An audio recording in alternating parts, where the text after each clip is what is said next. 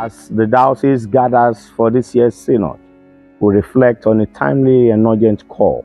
The baiting of faith must not drop. Pass it on.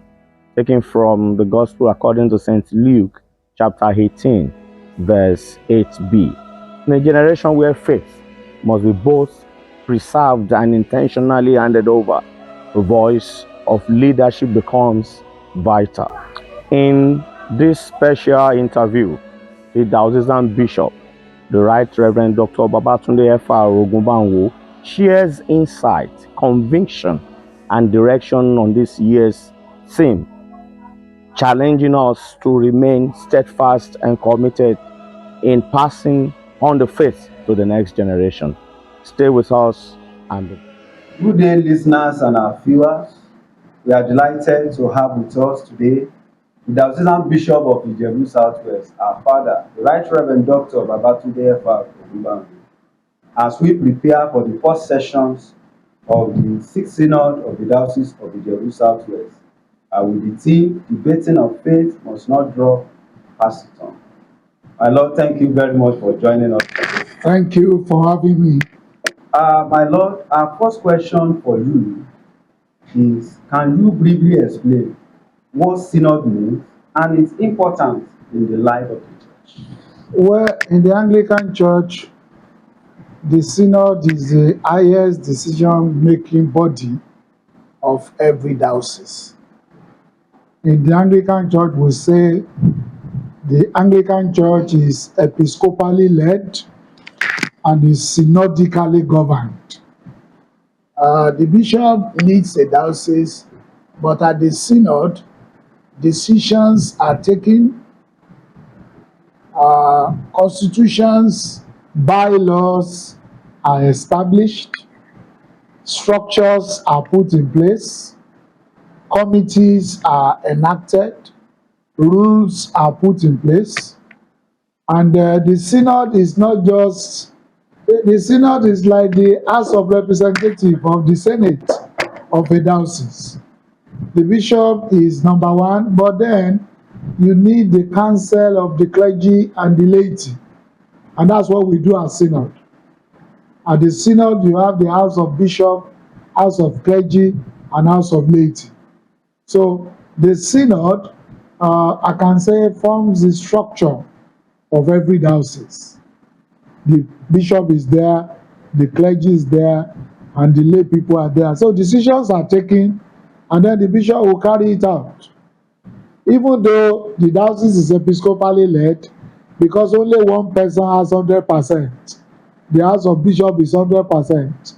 Even if you are 2 million, you are House of Clergy and House of Laity. So the Anglican Church is episcopally led and synodically governed. Thank you very much, sir. What now makes this first session of the Sixth Synod unique or significant? Well, the first session of a Synod, you can say, is the beginning of a Synod. You know, the lifespan of a Synod is 3 years. Like in Ijebu Southwest now, we have had 5 synods, which has 3 sessions. That's 15 years of existence. And now we are going to the first session of the 6th Synod, because the lifespan of a Synod is 3 years. So all that we have done in the 5th Synod is closed. And then you know that this is unique because at the first session, that's when elections are conducted. That's when you choose new people to run the diocese. Even the officials of the bishop at the first session of Synod, he can decide to change them. The bishop at the first session of a Synod can decide to change the chancellor, can decide to change, because it's an election year. We are starting another Synod. So it's very unique because it's an election Synod. And it's a Synod of the beginning of things. We'll sit down, analyze what we have done in the past, and then take a step forward. So it's very unique because it's the beginning of a Synod going forward. Thank you very much, my Lord. Yeah. Looking at your team in the past 15 years, very unique. And once again this year, you have presented to us another team. Yeah. The betting of faith must not drop, pass it on. What really inspired you for these things? Wow, that's a good question for me. You see, if you look at our world today, everything is changing very, very fast. Things are changing. Things we used to know in the past are now, I give you an example of a change. In my university days, we go to the University of Ibadan work session, we line up to go and call. If I want to call the US or anywhere. But now, do you know you can sit in your room and call your son in the United States, in the UK? So because the world is changing, even the way our children practice their faith is changing. If I give you an example, our children today, they believe Google more than the Bible. Our children, they chat more on AI than they do with the Holy Spirit. If AI says Jesus is Lord, then they believe. If AI tells our youth today that Jesus is not Lord, who would they believe? They will believe AI more than you. So I discovered that people attend virtual services more than services where the truth will be said. I discovered our young ones today, they follow the YouTube more than the doctrines of the church. And one ancient hymn was coming to my mind. And that I will sing that more at the synod. Ọmọ ni ó jogún o, Bíbélì tí mo rà. Ọmọ ni ó jogún o, iṣẹ́ ìgbàgbọ́ mi. If my son or my daughters cannot inherit my faith, I believe they have no legacy. And that's what informed the tune. Because if we are not passing our faith to our children, I am surprised one day, somebody said those of us in Anglican church we are not born again. And I laughed. He said, how can a person be born again and be in the Anglican church? It is our fault, it's not the fault of that person. Because apart from meeting the Lord personally, during the catechism, during your confirmation classes, everything we teach in the Anglican church, and somebody is saying we are not born again. I laugh at such a person. It shows that that youth in our church does not know our belief. He's just in our church. He does not know what we believe. He's just in the choir. He does not know what we believe. So that's why I feel that, let me as the bishop start. Let's be intentional about fastening our faith down the line. Let our children know what we believe. I'm going to say that more at the synod. What is Anglicanism? What do we stand for? And my first point when you ask me about Anglicanism is that Anglicans are Christians. Anglicans believe the Bible. What makes you a Christian? You surrender your life to Christ and you believe the word of God. That's what makes a man a Christian. Even if you are not an Anglican, once you don't believe in the scriptures, you are not a Christian. So people look at the Anglican church and say, no, they are not Christians. No, we are. But we need to be intentional about letting our children, passing the baton even to our children, so that they will know what we believe. When we are here, I don't believe in something, they say it, one year I am not an advocate of that. If the elephant roars and the child does not roar in his lifetime, the son will blow a wrong thing after him. So I want the children to blow when I'm there, so that when they are wrong, we can correct them. And that's my mind. The baton of faith must not drop. And I pray it won't drop in our generation. Amen. We must pass it on. Because if you don't pass the baton, look at the relay race. If you are running a relay race, no matter how fast you are, the person you give the baton to, if the person drops it, your team, what happens to your team? You lose. And we don't want Christianity in Nigeria will not be a story. Amen. Will not become history. Amen. We are going to pass it on. And I always remember my father. He is always passing things on to me. And I didn't know until I became a father. When my father prays in the morning, he will ask me, Rotimi, what that prayer that I offer, how do you understand it? And I will look at him, this man, do you want me to analyze your prayer?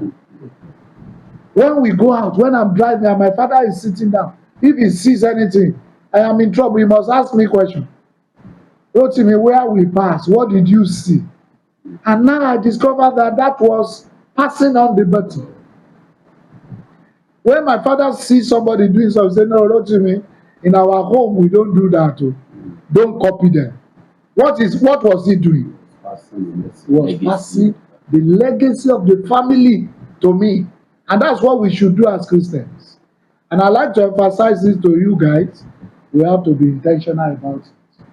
It's not something we will say. And then our children will say, no, daddy. In fact, the language today is that you are old school. I think the old school is passing on the baton to our children. So that was what informed the choice of the team. I discovered that we are not passing our faith to our children. You are an Anglican, your daughter attends fire this, mountain this, that. I am not against it. But I'll tell you I'm an Anglican. This is my faith. And that is what I want to project at this time. Thank you, sir. Thank you very much, my Lord. Looking at our country and even the whole world, we will discover that a lot of challenges are facing Christianity, especially in this country, Nigeria. Sir, how does this team relate to these present challenges facing Christianity? Well, thank you. You see, you will discover that in Nigeria, I will use Nigeria because that's our base. Most of us are not passing on our faith. We are not passing on the legacies of this country. And you will have noticed it with me. Those of us who went to original primary school, who are not nursery and primary children, we were taught so many things. In the poems, in the readings we sing in school. And that's what we see today. Somebody is in an office, is an oga, he comes to work at 9 o'clock. What legacy is he passing on? In my days as a teacher, you are in school at 7 o'clock. Children meet us in school. So if I cane you for coming late, I am justified. But look at our educational system today. Even teachers don't even know what they are teaching. I was talking to a teacher recently. I said, do you write lesson notes? He said, no, we copy it and send it online. Rubbish. Lesson note teaches the teacher what you are going to teach. So if you don't have a lesson note, so you discover that the theme of the synod, people should pass on legacies. Look at the political system. What legacies are they passing on? Sharing of money. And I was reading a book. When you say you are passing on a baton, that is empowerment.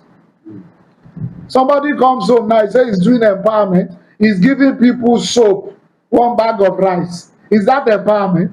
Empowerment is making people to be able to stand on their own. If I want to empower you, then I teach you to be able to stand. I am giving you energy to be able to stand on your own. You are not giving me education. You are not giving me good health. You are giving me a bag of rice that I will eat within 1 week. It will even cause me to have sugar level. So it affects our country because we are not passing. Look at the legacies of people before us in this country. Look at Baba Obafemi Awolowo. Look at Dr. Nnamdi Azikiwe. They were brilliant people. A supervisory counselor today may not be able to speak good English. One is able to put a cap. Everybody follows him. You are following, and that is the problem today. We are not passing on the legacy of our fathers. And I know Nigeria will still be great. Amen. Nigeria will be great. Amen. But we need to pass on the legacies of righteousness. Awolowo will not take bribe. Politicians today, what are they doing? So the team is all encompassing. Even the priests, what legacies are we passing to the young priests? The elderly ones, what are we teaching the young ones? So we must pass on the baton of faith. In our days in junior school, they say godliness is next to something. Have you? when you are neat, Holiness. when the school is cleanliness is next to godliness. What are our environment today? What legacies do we have? So I feel the theme is for everybody, it's for the nation, it's for the church, it's for the family. If you are a father in your house, if you are not passing legacies, the baton will be dropped. If you are a mother and you are not passing the legacy, it's not. So we can apply it to the nation. But I particularly at this synod want to apply it to the political system. Thank you very much, my Lord. Yes, sir. From your explanation the other time, we discovered that one of our major problems, actually in all our churches, is the crops of the youth we have today. Because of our own view, their own way of life, the generation they found themselves.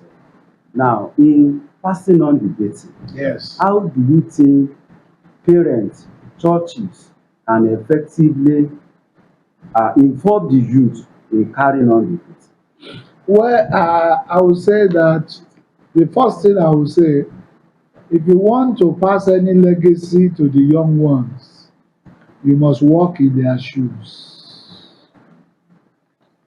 You must walk in their shoes. Because if you don't understand the way the youths are walking, you will not be able to walk with them. So the first thing is to understand what the young ones are walking through. Now they believe in YouTube. So if you have a message, go and put it on YouTube. TikTok. If you want to pass a message, put it on TikTok. The youth will see it. If you walk in their shoes. That's the first thing. And then the second thing I like to say is that we need to mentor the youths. We need a lot of our youths today, they need mentoring. So in passing on the baton, we need to mentor the young ones. Number one, we need to walk in their words, in their shoes. Understand the way they are walking. Understand what they live for. Understand what is entering their head. Because if you don't know what they are hearing, you will not know what to counter. And then number two, we need to mentor the youths. They need mentoring. We should not just leave them to live their lives. And in the church, we call it discipleship. We need to disciple the youths. We need to disciple them so that their minds can be formed. And like I said before, that is what I mean by empowerment. We need to empower our youth to carry on the faith. We need to empower them to continue living the Christian life. And how do we do it? We need to disciple them. We need to mentor them. We need to tell them what to do. And my brothers, I like to say that faith is not generic. It is intentional. If you think your son will behave the way you are behaving, then be intentional about it. This is what I want you to do. This is the way I want you to behave. Faith is not generic. It is intentional. You pass it on. So those are some of the steps we need to do. Because if you are not mentoring people, they will listen to sermon. Immediately they get out of the church, your sermon is gone. And that's why we need to do more of discipleship. And I like to say this publicly. I am a product of discipleship. I have been discipled by the late Bishop Awoshoga, the Bishop of Ijebu. We sleep, you will talk. And that's what Deuteronomy 11 says. He said, when you are walking, talk about your faith. When you are eating, what do you do? When you are at the doorpost, when you are everywhere. And that is mentoring. And I think that's what we should do. If you read Deuteronomy 11, verses 18 to 21, he said, this is your faith. Oh. Pass it on to your children. When you are sitting in your house, what do you do? Talk about it. When you are eating, talk about it. When you are walking on the street, talk about it. When you are dressing, talk about it. And I like the scriptures this morning. It says our children will ask us, why are you doing what you are doing? And that is mentoring. If you want somebody to follow your step, tell the person why you are walking where you are walking. We need to mentor the youth. And then we have led the youth to take decisions of their own. And I feel it's our fault. Somebody who is not able to stand, why do you allow the person to stand? And I like one proverb in Yoruba language. Wọ́n ní ọmọ tó bá béèrè ikú tó pa bàbá ẹ̀ tí ọwọ́ ẹ̀ ò tí ì tẹ ikú dà. Ikú tó pa bàbá ẹ̀ ló máa pa. And I want to apply that to us. If we want our youth to stand when we leave, then we must sharpen them. We must empower them to be able to stand. And I think that is lacking a lot in all our churches. And I'm praying that the Lord will help us to get there. Amen. Thank you very much, sir, my Lord. Looking at this diocese, we have over 40 parishes, and these 40 parishes domicile in around over 30 communities, sir. So as we go to this synod with this theme, personal debating, what impact do you expect this theme at the synod to have on all these our parishes and these communities? I want them to go back home and begin to pass the faith to their children. Do you know somebody can be in the church and the son is patronizing masquerade? So it will be my joy after the synod, we go back home and tell everybody this betting of faith that you have, what do you do? Pass it on. Let your children know why you are doing what you are doing. And I'm trusting God that it will be a revival for us after the synod. If everybody goes back home to pass the betting. What do you do? I don't know if they still do it. In my younger days, when people go to synod and come back, they give us reports of what they do there. And what we are thinking of doing after the synod, we will teach it. That's why the clergy after the synod will have exchange of pulpits. We will explain to everybody that look, this is our faith in the Lord Jesus Christ. We need to pass it on. Because if we don't pass it on, our religion will be swept away. Our children will not know what we are doing. I am proud to be an Anglican, and I tell my children, I want you to remain here. But before you ask somebody to remain where you are, they must know the genuineness of what you are doing. You want your daughter to get married, then your marriage must be an example. You want your son to be a good husband, then you yourself must be a good husband. That's how the baton is passed. And I believe we can also pass the baton by our example, our exemplary life of faith in the Lord Jesus Christ. Thank you very much, my Lord, for your time. On the final notes, as we are approaching the first session of the Sixth Synod of the Diocese of Ijebu Southwest, what is your message for every member of this diocese, both those of us at home and our people in the diocese? Well, as we prepare for the synod, come with plenty money.